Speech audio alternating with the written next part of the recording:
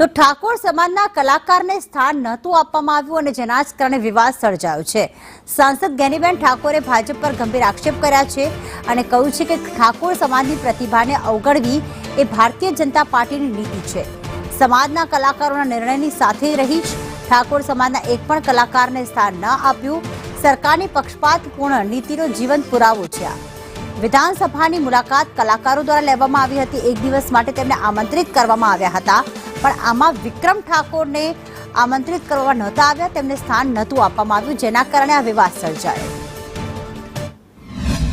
ઠાકોર સમાજના કલાકાર ભાઈ શ્રી વિક્રમભાઈને આમંત્રણ ન મળ્યું। એમનું પણ કહેવાનું એવું થતું હતું કે ભલે મને આમંત્રણ ન આપ્યું, પણ ઠાકોર સમાજમાંથી કોઈને આમંત્રણ ન આપ્યું।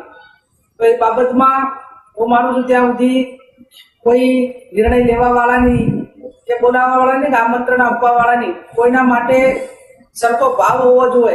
એ ભાવ ક્યાંક ને ક્યાંક ઓછો દેખાણો છે, સમદ્રષ્ટિ ઓછી દેખાણી છે।